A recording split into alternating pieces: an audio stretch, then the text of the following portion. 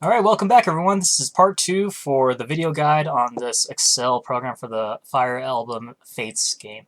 So I'm going to go ahead and we're in the tab called Children Calc, and I'm going to go ahead and explain all the charts here. This first chart here, this big one here, is actually the list of all the characters, children characters that you have access to in your game. This is tied down to your game, so right here it says birthright, so this is the chart for birthrights. And if we went back to the avatar creation, we change that to conquest, it's actually going to change and it's going to give you the conquest table instead. And I'll go ahead and show the Revelation one, which is the download content. And as you can see, it's changed again, and you have more children to select. There are a lot of characters to create in this the new Fire Emblem game. And just a word of caution, it actually takes quite a bit of time to fill out this Excel the Excel sheets that you want filled out. It took me about 4 to 5 hours to fill out, and I just did birthright. So make sure you have enough time to go ahead and do that, or just break it up. So let's go. I'm going to go ahead and back, and I'm going to change that to birthright again. So we're just going to stick to the birthright.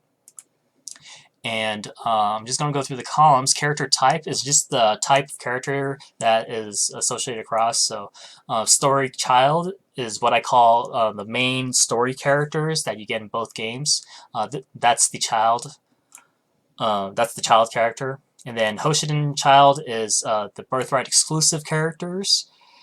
And the other one is the Norian child, which is the conquest exclusive characters. You have child characters, the names right here, and the parents associated to that child. So Kana is the child for the avatar character that you create. So everything's just straight across. And then parent 2 is the parent that you choose to marry in order to create that child. And it's typable here. There's a drop down. And for example, right now I'm going to just use Azura. And as you can see over here, the modifiers for children, it's been updated for that row for Kana. So this one's going to have 2 strength, 6 skill, 4 speed, -1 defense for that character. So that's the first chart on the left side, and that's where you're going to be focused mostly. This second chart over here is straight across as well, but I use this to as a quick peek to see determining classes and stuff and roles. So let's go with, say we want Kana to become a Basura at the end of the game. It's going to give you the maxed out stats that Kana can have. And that's just the modifiers plus the natural abilities that this class has. And over here on the left side under job titles, job and type is actually what I use to just keep notes on for each character. So if Kana is a high sky skill user, so I'll like skill user physical, because I have strength as well. And I just use it for notes just to remind me of like what roles they're good at and stuff like that. And it lets me to synergize my team more effectively. So like Deer, say like he's a tank, he could take hits and stuff out of the tank. And Midoriko, maybe she has like high attack and a high resistance, so I would call her like a mage killer or something like that. Just a basic reminder, and helps me really see what my team composition is. So I'm gonna go ahead and delete all that information. And okay. Let's go ahead and go down here. Say you're brand new and you're don't know your parents' stuff and that stuff. This is going to be where you're going to be deciding all your parents' information. So on the left side over here is the name list. It's pretty self-explanatory. You have males, sword male characters, female sword characters. Your avatar is a special character because it could be both. It can be either or, and then sword children as well. And that goes all the way down. Right there. This first chart here, children's inherited modifiers from primary parent viewer. What this chart actually shows you is the natural modifiers that child's going to have, because one of the child's going to have a parent no matter it's going to be associated with this parent no matter what. So this parent naturally passes down their talent, their modifiers down. So for an example, I'm going to use deer here. And deer has these modifiers that are naturally to him. This isn't his final modifiers. It's actually going to be this plus the the associated parent that you're going to assign to that person. And we're going to go ahead and go down into this table over here, which is the character stat viewer. This actually just looks up all the information that for a character that you have available to you. So let's go ahead and say you want to see your avatar again. These are their modifiers. Story character, it's a guy, and the classes that that character has available to them. Don't worry about the secondary class for avatar at the moment. Actually, in the game, you get to decide your secondary class. I don't know how to integrate that into this program yet because I haven't seen the game yet, but be looking for an update later on.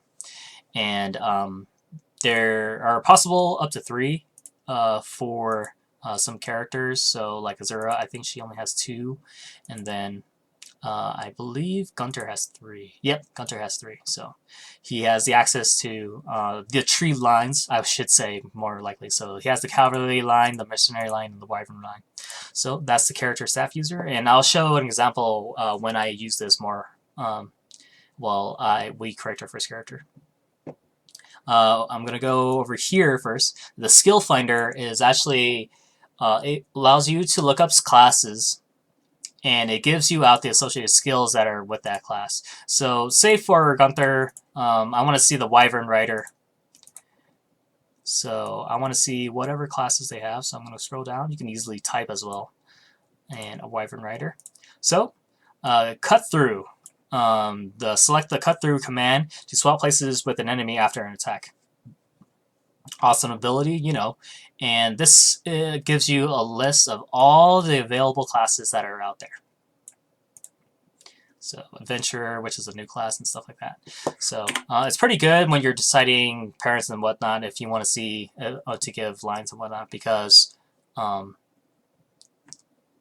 parents pass down their secondary lines to children's. Well, primary lines or secondary lines. So it just depends, really. And right here is going to be the most important thing. This is the parent finder. It's in red. Everything that's associated with the same color is practically pretty much together. So this is where you're going to be spending most of your time. So in this chart, it's going to be a list of all the characters, the children characters that you have access to. And we're going to just go ahead and put an example. So Calidor, it's going to generate all this information for you. The primary class that this character has, the secondary class that this character has, and the potential parents that you have here. And this is an ever-changing chart that is fixated to whatever character you put in for the input. And so, as you can see, these are the modifiers that that person has. So you add your natural inherited modifiers onto that character. Onto that character, and then this is the class line that they're going to inherit. So let's go ahead and go through an example of a character right now, and I'm going to go ahead and use Deer here. You want to save Kana for last. That character is really customizable, so unless you know what's going on and how you want to build Kana very effectively, I would suggest for doing that character last. So I would just go down the list from Deer on, or if you just do whatever, just fill out the chart. And we have Deer here. We're going to go ahead and change this to Deer. And that's going to go ahead and give these characters. And let's say, for an example, we're going to use Kagero here. It's going to give the ninja line onto Deer. And we're going to go up here. We got to go Deer, and we're going to go Kagero. And it's modifiers, and you pretty much essentially create a new character. Um, what's going to happen as you keep on doing this for the characters, you're going to end up with similar characters. Well, similar child characters. So I know for a fact, for an example, Deer and actually Mitame are very similar characters. So they both have 3 strength. Say you want to be optimizing your character, or you want to be balancing your character, or stuff like that. You'll come to a point where actually let me go back down here. Sorry, kind of jumping myself. So after you built your character and you've chosen your parent, it's actually going to cross out the parent here. So if you want to say, let's go ahead with the Miyatama example. It's going to cross it out saying that you've already used that character, but you like that +3 strength is attractive to you. You can put both characters here for the natural modifiers that they're going to have, and I would actually put the character over here, Kagero. And this way I can just focus right here, just seeing this right here, the character that I want to give the parent to. So as I can see, skill 3 on Deer and then skill 1 on Mitame. And there's a -1 skill on Kagura. So instead of wasting the skill that Deer naturally has, I'm going to go ahead and give Kagura that line. Or I'm going to give Miyatama Kagura as the parent instead. And that's also, other determining factors can also change things. Say Kaguro and Mitama are similar in classes, and Mitama would have gotten or had like a ninja line. I don't want to give like another, like the secondary class, which is a diviner line to Mitama or something like that. So keep that in mind and stuff like that. So I'm gonna go ahead and change that over to Kaguro. And as you go along, that's it's naturally going to be, you're going to be wanting to change your parents and stuff like that. So, and that's how I start making the children characters in this. So next video, we're going to go ahead and talk into the team build and tab, and also the character comparison calc tab as well. These two go hand in hand together. And I'll see you in the next video.